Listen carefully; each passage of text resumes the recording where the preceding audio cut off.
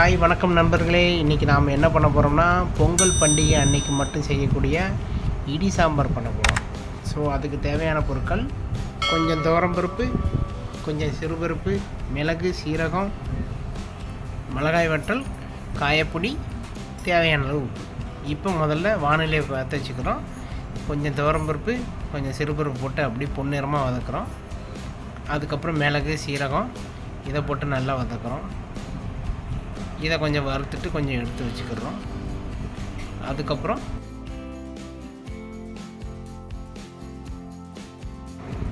அரிசி கொஞ்சம் எடுத்துக்கிறோம். அதையும் பார்த்து நல்லா லேசாக சூடு ஏற தண்ணி நல்லா வதக்குறோம். மறுபடியும் அதை தட்டில் அள்ளி வச்சுக்கிறோம். இப்போ மிளகாவத்தில் போடுறோம். அதுவும் லேசாக வதங்குறோம். சூடு ஏற தண்ணி நல்லா வதக்குறோம். வதக்கிட்டு அரிசி, மிளகாத்தல், மிளகு, சீரகம் இதெல்லாம் தட்டில் எடுத்து போட்டு வச்சுக்கிறோம். இப்போ கொஞ்சம் தேங்காய், கொஞ்சம் சீரகம், கொஞ்சம் பச்சை மிளகா, கொஞ்சம் வெள்ளைப்பூடு, கொஞ்சம் வெங்காயம் இதை போட்டு ஒரு மிக்ஸி ஜாரில் அரைச்சி எடுத்துக்கிறோம். அதே போல் வறுத்து திரிச்சு வச்சுருந்த மிளகாய், சீரகம், மிளகு, பருப்பு இதையும் சேர்த்து அரைச்சி வச்சுக்கிறோம். இப்போ குழம்புக்கு தேவையான துவரம் பருப்பை கொஞ்சம் எடுத்துகிட்டு அதை அலசி பானையில் போட்டுக்கிறோம். பருப்பு நல்லா வேகட்டும். இப்போ மூடி போட்டு மூடிக்கிறோம். இப்போது இடி சாம்பார் வைக்க தேவையான காய்கறிகள் கிழங்கு உலகி எடுத்துக்கிறோம். கருணைக்கிழங்கு, சேனைக்கிழங்கு, சேப்பங்கிழங்கு, சிறுகிழங்கு, மல்லிக்கிழங்கு, மாங்காய், கத்திரிக்காய், பூசணிக்காய், கேரட்டு, உருளைக்கிழங்கு. ஃபஸ்ட்டு கிழங்கெல்லாம் குக்கரில் போட்டு 2 விசில் எடுத்து வச்சுக்கிறோம். இப்போ வெட்டின காய்கறி எல்லாத்தையும் பருப்பு வேகிற தண்ணியில் போட்டு வேக வச்சுக்கிறோம். பருப்பு, காய்கறி எல்லாம் வேக வச்சுட்டு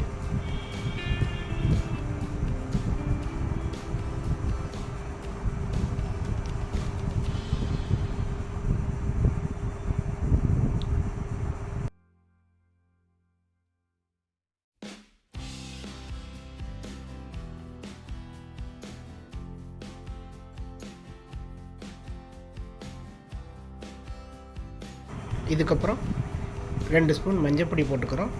அப்படியே 1 ஸ்பூன் காயப்பொடி போட்டுக்கிறோம். அப்புறம் தேவையான அளவு காய்கறி வேகிறதுக்கு கொஞ்சம் தண்ணி ஊற்றிக்கிறோம்.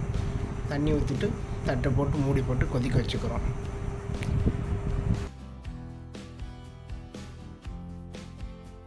அப்புறம் சிறுகிழங்கு, சேப்பக்கிழங்கு, கருணைக்கிழங்கு, வள்ளிக்கிழங்கு இந்த அவிச்ச கிழங்கு எடுத்து வச்சுக்கிறோம். தேவையான அளவு உப்பு போட்டுக்கிறோம். இந்த கிழங்கை மறுபடியும் இந்த பருப்பு வேகிறது, காய்கறி வேகிற தண்ணியில் போட்டு ஒரு 1/4 மணி நேரம் மறுபடியும் கொதிக்க விட்டுக்கிறோம்.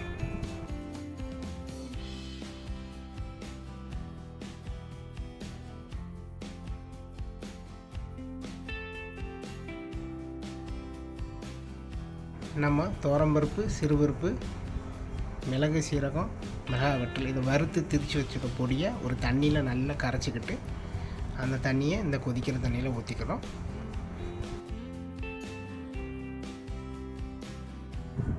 அரைச்சி வச்சுருக்க தேங்காயை சாம்பாரில் போட்டு நல்லா ஒரு 5 நிமிஷம் கொதிக்க வச்சுக்கிறோம்.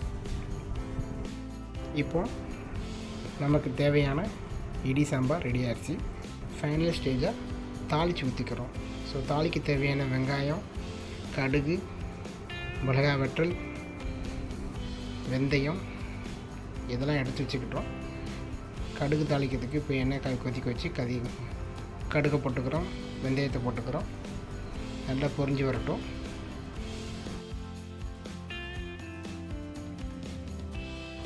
சின்ன வெங்காயம் போட்டுக்கிறோம். 2 மிளகாய் வற்றல் பிச்சு போட்டுக்கிறோம். அதுக்கப்புறம் கொஞ்சம் கருவேப்பிலை, தேவையான அளவு கொத்தமல்லி இந்த 2ஐயும் போட்டு நல்லா எண்ணெயில் போட்டு வதக்குறோம்.